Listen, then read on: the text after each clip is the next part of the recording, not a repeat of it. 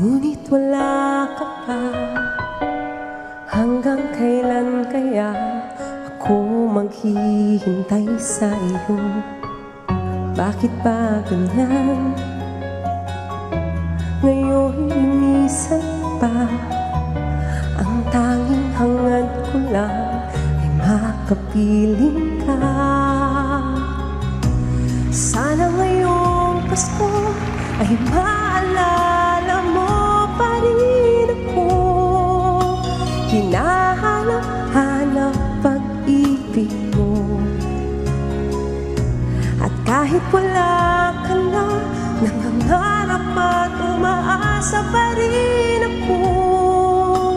Muling makita ka at makasama ka sa araw ng Pasko.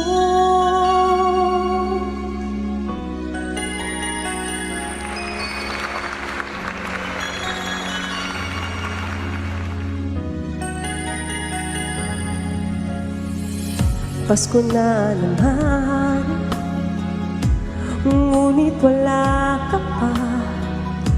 Hanggang kailan kaya ako maghihintay sa iyo? Bakit ba naman kailangang lumisan pa? Ang tanging hangad ko lang ay makapiling ka.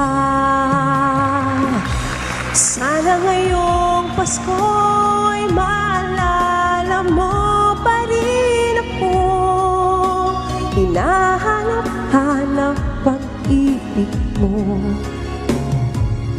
At kahit wala ka na, nangangarap at umaasa pa rin ako. Muling makita ka at makasama ka sa araw ng Pasko. Sana ngayong Pasko ay maalala mo pa rin ako. Hinahanap-hanap pag-ibig mo. At kahit wala ka na, nangangarap at umaasa pa rin ako. Muling makita ka at makasama ka sa araw ng Pasko.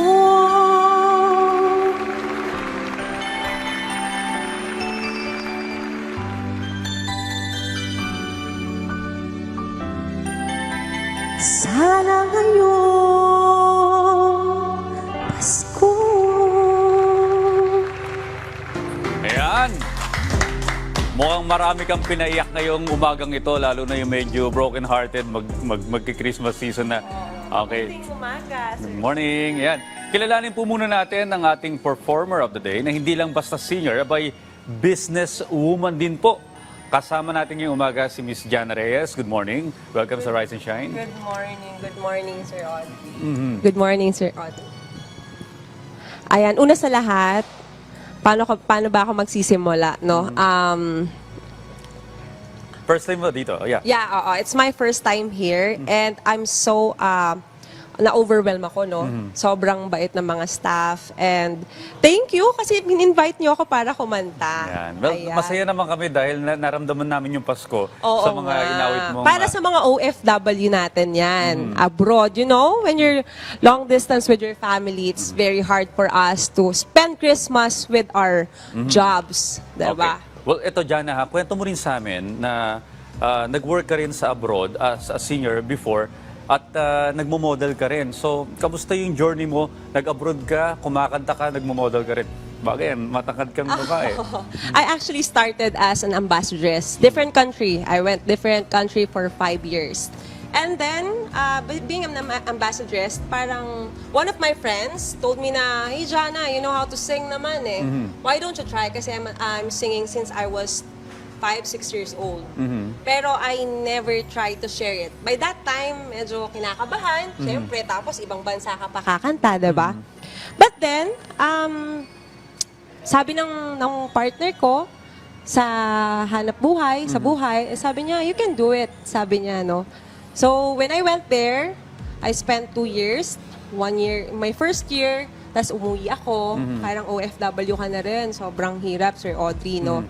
Tapos, bumalik ako. And then, when I save my money, doon ako nag-start ng business. Ayan na nga ang pag-uusapan Ayan, natin. So, oo. paano mo ba, well, ikaw ay model, ikaw ay singer, ikaw ay OFW. Ngayon naisingit po pang magnegosyo. So, ano ba itong business mo? Ang main business natin is, nung una, nag-i-start kami ng maliit, buy and sell kami ng sasakyan. So, yung unang na-invest namin noon is SUV. And then, maliit lang muna. Tapos, nag-SUV na kami. And then, sabi namin, para lumaki yung pera, bentang gamit, ganon, hanggang sa dumami siya. Ngayon, maganda na rin naman na yung pinaanuhan hanggang sa naisip kong i-pursue yung pagiging nails and lash technicians ko. So, nag-aral ako, aesthetic, lahat. Hanggang naisip ko mag-open din ng spa. So, meron kang spa. Yes. Nag-offer to ng pang nails? Nails, lashes, to pump yourself, everything is there. Maliban sa haircut, pero nandun lahat. Pero ano difference ito? Dahil marami naman talagang mga spa na nagsusulputan yan. Ano Yes, yung unique sa spa mo? The unique of our spa is siguro yung pag-welcome sa'yo ng tao, number one. Yung scent, yung lahat ng gagamitin sa'yo iba, na dun mo lang makikita. And third, babalik-balikan mo kasi the best yung mga, sorry to offer kung alam nila. Kasi sa mga bansang pinuntahan ko, inadapt ko siya. Dinala ko sa Okay. Pilipinas. So, yun yung difference may feels niya. ng international spa yung Yes, spa mo oo. na mahahanap nila sa ang Facebook page. Relax Spa, Wellness Spa. It's inside the hotel. Pero it's a good, siguro i-search na lang nila si Relax Spa, RELUX, at Wellness Spa. Okay. Yun. Well, bilang panghuli, no, meron ka ba mga upcoming gigs o saan ka ba pwedeng puntahan ng mga Yes, oo. fans mo? Actually, we have our upcoming event, which is, ang main artist namin is Miss Aiza Seguera. Yun. Nakasama rin lang namin nung isang araw Yes, dito sa studio. Oo. Ang concert namin will be held in Quezon City, in Timog. So, mag-aano to on December 13. December 13. Yes, I hope to see you there. I'm with Sai Soriano, Sarah Javier, Laverne Arceo. Marami pa kaming artist na kasama. Well, Ayun. for sure na magiging maganda yung event na yan. Thank you so much, Miss Jana Reyes, and good luck sa pinupursu mong Nako, career. thank you din, Sir Audrey, for inviting me here. And I hope to see you all there. Ayan. Oo. Miss Jana Reyes, mga kaibigan.